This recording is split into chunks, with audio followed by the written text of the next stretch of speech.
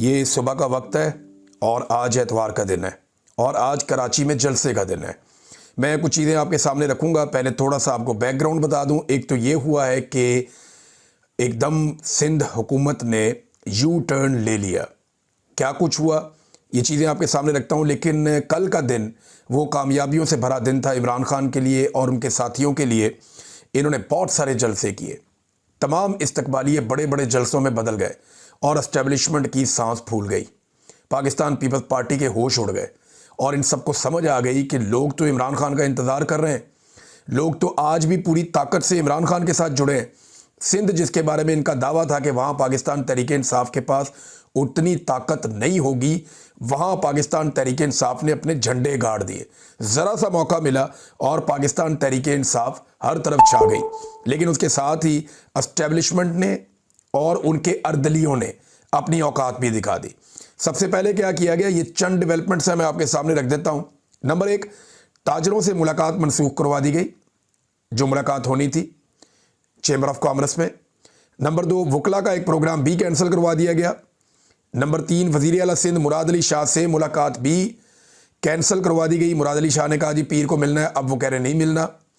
Number 4, मज़ार कायद के नज़दीक जो बागे जना पर पुलिस ने धावा बोल दिया, जहाँ पे जलसागाह मौजूद थी, जहाँ पे तैयारियाँ की जा रही थी, मेहमानों, कारकुनों, हत्ता के अरकान असम्बली को भी तशद्दुद का निशाना बनाया गया। बहुत सारी गिरफ्तारियाँ भी की गई। वहाँ पे लोगों की गाड़ियाँ तोड़ दी, हत्ता के सहाफ़ियों की गाड़ियाँ भी तोड़ दी।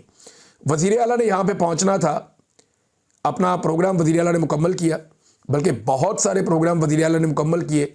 सुहेल अफरीदी ने पूरी एक तहरीक के अंदर नई रूह फूंक दी। और जब वो हैदराबाद से वापसी के लिए निकले, मेरी शाहिद खटक से बात हुई, मेरी शफीउल्लाह जान से बात हुई, मेरी जो जर्नलिस्ट वहाँ मौजूद थे उनसे बात हुई, तो उन्होंने बताया कि हमने ऐसा रिस्पॉन्स कभी सोचा भी नहीं था। हमने खैबर पख्तूनख्वा में ऐसे मनाजिर नहीं देखे जो हमने यहाँ पे देखे। और जिस तरीके से लोग इमरान खान के और उसके कॉज के साथ खड़े हैं, हमारे वहमो गुमान भी नहीं था जितनी ताकत से लोग इमरान खान के साथ खड़े हैं और हमसे 4 कदम आगे जाकर खड़े हैं। ये उन सब ने मुझे दावा किया। और उसके बाद जब ये लोग निकले वहाँ से 12 बजे के बाद, यानी ये थोड़ा सा रास्ता है, बहुत लंबा रास्ता नहीं है, कराची से हैदराबाद लगभग 160-70 किलोमीटर है, तो ये 1.5 घंटे का रास्ता है, मैक्सिमम 1.5 पौने 2 घंटे का रास्ता है। अगर आप तेज़ गाड़ियों पे जाएं तो आप पहुंच जाते हैं, 2 घंटे लगा लें आप। लेकिन 7 घंटे से ज़्यादा ट्रैवल करने के बावजूद ये लोग कराची नहीं पहुंच सके। अभी ये वीलॉग शुरू करने से पहले मेरी इस काफ़िले में मौजूद कुछ सहाफ़ियों से बात हुई, कुछ लोगों से बात हुई, और उन्होंने मुझे बताया कि अभी भी 20 किलोमीटर के करीब कराची रहता है, यानी कराची पहुंचने में अभी हमें मज़ीद टाइम लगेगा। और इस काफ़िले ने कई रास्ते बदले हैं, यानी पहले एक रास्ते से, फिर दूसरे रास्ते से, फिर तीसरे रास्ते से, फिर कई मरतबा सुहेल अफरीदी गाड़ी से उतरे, उन्होंने उतर कर रास्ते खुलवाए। 1-2 जगह पे जो सुहेल अफरीदी के साथ MNA मौजूद हैं, जो MPAs मौजूद हैं, जो मिनिस्टर्स मौजूद हैं, उन्होंने रास्ते खुलवाए। वो मैं देख रहा था, एक कंटेनर वाले से शाहिद खटक ने चाबी निकलवा के कंटेनर हटवाया और रास्ता खुलवाया। पुलिस वालों से जब सहाफ़ियों ने पूछा कि आप ये रास्ते क्यों बंद कर रहे हैं, तो उन्होंने कहा जी हमें हुकूमत की जानिब से हुक्म आया कि हैदराबाद से कराची आने वाले रास्ते बंद कर दिए जाएँ। जब तमाम मेन रास्ते बंद हो गए तो फिर कच्चे रास्तों पे उतर गए ये लोग और सुनसान रास्तों पे पड़ गए। अब एक सूबे का वज़ीर आला और उसके साथ उसके साथी, और वो कच्चे पक्के रास्तों पे जा रहे हैं और बड़ी मुश्किल से कराची की तरफ आगे बढ़ रहे हैं। हर 2-4 किलोमीटर के बाद रुकावटें आ जाती हैं, फिर उनको अबूर करते हैं। पहले मोटरवे पे नहीं चढ़ने दे रहे थे, फिर उतरना मुश्किल बना हुआ था। वो करते कराते बड़ी मुश्किल से अब कराची के करीब पहुँचे हैं। और अब मैं आपको ये बता दूँ, जब मैं ये वीलॉग कर रहा हूँ तो मेरे पास जो इत्तला है कि वो कुछ देर में उस जगह पहुँच जाएंगे जहाँ सुहेल अफरीदी ने स्टे करना है। यानी जो 2 घंटे का रास्ता है वो 7-8 घंटे में मुकम्मल करने के बाद सुहेल अफरीदी अपने काफ़िले के साथ उस मुकाम पे पहुंच गए जहां उन्होंने स्टे करना है। अब यहां से उन्होंने जाना है मज़ार कायद पे। तो सवाल ये पैदा होता है कि मज़ार कायद पे जाने से रोका जाएगा? आप कैसे किसी रहनुमा को मज़ार कायद पे जाने से रोक सकते हैं? ये तो आप कर ही नहीं सकते। ये तो बेशर्मी की एक आला तरीन मिसाल हो जाएगी ना कि कायदे आज़म मोहम्मद अली जिन्ना, जो बाबा कौम है, DGI-SPR ने थोड़े दिन पहले कहा कि हमारा वो बाप है, हालांकि नाफरमान औलाद की तरह उन्होंने उस प्रेस कॉन्फ्रेंस में सियासत में मुदाखलत की और अपने हलफ की खिलाफ वर्जी की।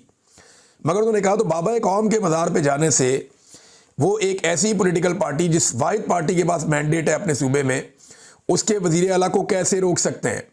और अगर आप बाबा कौम के मज़ार पे जाने से रोकेंगे तो फिर आप खैबर पख्तूनख्वा को क्या पैगाम देंगे? आप पश्तूनों को क्या पैगाम देंगे कि आपके वजीर आला को हम बाबा कौम के मज़ार पे भी नहीं जाने देते? ये बड़ा सवाल है। और इसके बाद जलसा गाह में क्या ये लोगों को आने से रोक पाएंगे? इन्होंने जब गाड़ियां तोड़ी, कारकुनों को मारा, वहाँ टॉर्चर किया, गिरफ्तारियां की, तो कुछ देर के बाद लोग निकल कर भी आ गए। फिर लोगों ने वापस टॉर्चर किया, लोगों ने पत्थर चलाए, पुलिस की दौड़ें भी लगी हैं। अब कभी पुलिस का कंट्रोल होता था, कभी लोगों का होता था। तो ये आंख मचोली के अंदर सुबह हो गई। और आज अभी मेरी इतला के मुताबिक कुछ देर के बाद पाकिस्तान तहरीक इंसाफ अपनी एक अनाउंसमेंट जारी करने वाली है। जो मेरे पास इंफॉर्मेशन है उसके मुताबिक वो जलसा कैंसिल नहीं करेंगे। वो जलसा गाह में जाएंगे और जलसा करने की कोशिश करेंगे। उन्हें जहां रोका जाएगा वहां भी कर सकते हैं, लेकिन ये सब कोशिश करेंगे कि जलसा गाह में पहुंच जाएं। अगर तो कराची आज निकल आया, देखिए इम्तिहान कराची का है। कराची को ये मौका रोज नहीं मिलेगा और कराची के कंधों पे पूरे पाकिस्तान का बोझ आन पड़ा है। अब ये हादसाती तौर पे हुआ है या अल्लाह ताला ने कराची वालों को चुन लिया है, ये मौका कराची वालों को मिला है कि आप पूरे पाकिस्तान का बोझ उठा सकते हैं। आज अगर कराची के लोग निकल आए और बड़ी तादाद में निकल आए, गाड़ियों को, मोटरसाइकिलों को और रिक्शों को, साइकिलों को छोड़ के निकल आए और पैदल अगर लोगों ने 10-20 किलोमीटर का सफर तय कर लिया जलसागाह की जानिब, खवातीन ने, बुजुर्गों ने, बच्चों ने, बूढ़ों ने, नौजवानों ने, अगर लोग पैदल जलसागाह की तरफ बढ़ते गए तो ये पुलिस बेबस हो जाएगी 1 से 2 घंटे के अंदर। ये मैं आपको फिर बता रहा हूं और कंफर्मेशन दे रहा हूं कि पुलिस के बस से ये सारी सूरत हाल निकल जाएगी अगर लोग अपनी मर्जी से निकलकर बाहर आ गए और वो जलसागाह की तरफ बढ़ना शुरू हो गए। क्योंकि देखिए 1000, 2000, 3000 बंदों से पुलिस लड़ सकती है, लेकिन अगर बंदे ही लाखों की तादाद में निकल आए, खवातीन, बच्चे, बुजुर्ग सारे, तो फिर कोई नहीं रोक सकता। और ये गुंजान शहर है, ये बहुत बड़ी आबादी वाला शहर है। यहां पे कोई मुश्किल नहीं है कि लोग पैदल निकले और वो चल पड़े जलसागाह की जानिब, क्योंकि फिर लोगों को रोका नहीं जा सकता। लोगों के सैलाब के आगे आप बंद नहीं बांध सकते, ये पुलिस बेबस हो जाएगी। ये सारा कुछ हुआ क्या और कैसे हुआ, इसके ऊपर बात करनी बहुत जरूरी है। देखिए, एक तो हम में से किसी को भी ये गलतफहमी नहीं होनी चाहिए, क्योंकि मैं पहले दिन से एक बात कह रहा हूं कि पीपल्स पार्टी ने काम तो अच्छा किया है, लेकिन है ये बदनीयत। जितने गुनाह हुए हैं, जो एस्टेब्लिशमेंट ने जितने जुर्म किए हैं पिछले 3-3.5 साल में, पीपल्स पार्टी हर जुर्म के अंदर मेन किरदार अदा करती रही है। कई जगहों पे पीपल्स पार्टी ने पीएमएलएन से आगे बढ़ के किरदार अदा किया है। कई जगह पे इन्होंने जो पॉलिश की जर्नैलों के जूतों की, वो पीएमएलएन से भी ज्यादा सफाई और अच्छाई के साथ की है। पीपल्स पार्टी ने बहुत आगे बढ़ के ये काम किया है। तो मैं ये आपको बता रहा था पहले भी कि पीपल्स पार्टी ने ये किया, ये थोड़ा अजीब लगता है। तो इसके ऊपर हमें तब तक अपनी राय को रोक कर रखना चाहिए जब तक कि सुहेल अफरीदी का दौरा मुकम्मल नहीं होता और वो वापस खैबर पख्तूनख्वा नहीं चले जाते। तो अब देखें, उन्होंने अपनी औकात दिखा दी। ये हुआ क्या, इसके अंदर ना कुछ खबरें आ रही हैं, पॉसिबिलिटीज क्या क्या हैं, पहले उन पे हम बात कर लेते हैं। नंबर 1, पीपल्स पार्टी और एस्टेब्लिशमेंट ने मिलकर ये खेल खेला कि जनाब पहले थोड़ा सा रूम दे देते हैं और फिर इनको टाइट कर देते हैं। तो इस खेल का फायदा क्या हुआ? क्या इन सारों को ये नहीं पता, ये इतनी बेवकूफ है, ये रोटी को चोची कहते हैं? इनको नहीं पता कि ग्राउंड पे आवाम किसके साथ खड़ी है? क्या इन्हें नहीं पता कि जब ये पीपल्स पार्टी थोड़ी सी भी परमिशन देगी और पीटीआई को रूम मिलेगा तो सारा का सारा कराची और हैदराबाद बाहर आ जाएगा? और वो हमने होते हुए भी देखा। तो ये बात कोई समझ नहीं आ रही कि इन्होंने मिलकर पहले कोशिश की थोड़ा सा चला लेने, इसकी ये हासिल क्या करना चाहते थे? क्या इसमें ये सिर्फ पीएमएलएन को गंदा करना चाहते थे कि नून लीग पंजाब में बहुत गंदी है तो पीपल्स पार्टी सिंध में बहुत अच्छी है? तो जितना नून लीग को गंदा किया उससे ज्यादा तो अब पीपल्स पार्टी गंदी हो गई है। तो ये बात समझ नहीं आती, लेकिन एक तासुर ये है कि पीपल्स पार्टी और एस्टेब्लिशमेंट ने मिलकर ये गंदा खेल खेला, लेकिन इसका मकसद क्या है ये समझ नहीं आ रहा। पॉसिबिलिटी उसकी भी है, लेकिन ठीक है, उसको छोड़ते हैं अभी। नंबर 2, क्या वाकई पीपल्स पार्टी पहले कुछ और चाहती थी और अब एस्टेब्लिशमेंट के हाथों मजबूर हो गई? ये भी एक पॉसिबिलिटी है कि पीपल्स पार्टी ने कहीं एस्टेब्लिशमेंट को कहा कि जनाब इसको ठीक तरीके से चला लेते हैं, मामले को हम अपने तरीके से हमें हैंडल करने दें, सियासी तरीके से। लेकिन अब एस्टेब्लिशमेंट ने जब देखा कि पूरा का पूरा कराची बाहर आ गया, जलसे का मोमेंटम बन गया, माहौल बन गया, वो तो मेला लुट के जा रहे हैं, हर तरफ इमरान खान हो गई है। ये बड़ी मुश्किल से इमरान खान का नाम दबाया था, अब हर शख्स के मुंह पे इमरान खान का नाम है। ये तो बहुत बड़ी कंपेन खड़ी हो गई है, तहरीक खड़ी हो गई है। तो इसको रोको, तो पीपल्स पार्टी और पीएम और एस्टेब्लिशमेंट ने मिलकर फिर वही काम कर दिया। एक पॉसिबिलिटी ये भी लोग बता रहे हैं। एक पॉसिबिलिटी लोग क्या बता रहे हैं, यही पॉसिबिलिटी हो सकती है ना। और एक और है कि क्या जो कुछ सिंध पुलिस कर रही है वो सिंध हुकूमत के कंट्रोल से बाहर है, ये भी एक बात है ना। देखे ना, एक तारिक मतीन साहब सीनियर जर्नलिस्ट हैं, उन्होंने एक सिंध के सूबाई वजीर से रब्ता किया और उससे पूछा कि जनाब ये क्या बकवास है।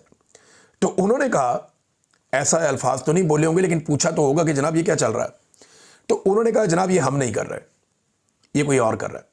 कोई और कर रहा है तो मतलब सेक्टर कमांडर कर रहा होगा या वहां का कोर कमांडर कर रहा होगा, या वही लोग कंट्रोल कर रहे होंगे जो हमेशा से फौज के लोग कंट्रोल करते हैं। जब इन्हें GHQ से ऑर्डर आ जाता है या आर्मी चीफ का ऑर्डर आ जाता है, फील्ड मार्शल का, तो अब एक तो उसने वजीर ने जान छुड़ाई है इससे।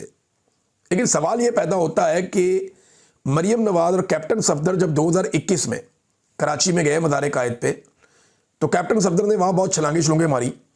बाद में एस्टेब्लिशमेंट ने कैप्टन सफदर को गिरफ्तार करने के लिए उनके होटल का दरवाजा तोड़ दिया और IG को उस वक्त थोड़ा दबाव में डाल लिया गया पकड़ के। अब इस मामले पे बिलावल ने और जरदारी ने मिलके सिंध पुलिस के बहुत सारे इस्तीफे जमा करवा दिए। जनरल बाजवा की जो है वो सिट्टी गुम हो गई, जनरल बाजवा के तोते उड़ गए कि ये हो क्या गया, पुलिस इस्तीफे दे रही है। मैंने जब इसके बारे में पूछा तो मुझे एक सर्विंग ब्रिगेडियर ने उस वक्त ये कहा कि हमारे सारे गंदे काम पुलिस करती है, यानी हम जो कोई भी काम करवाते हैं सिविल एरियाज में वो पुलिस को हम इस्तेमाल करते हैं, यानी हमारे हिस्से के गंदे काम पुलिस करती है।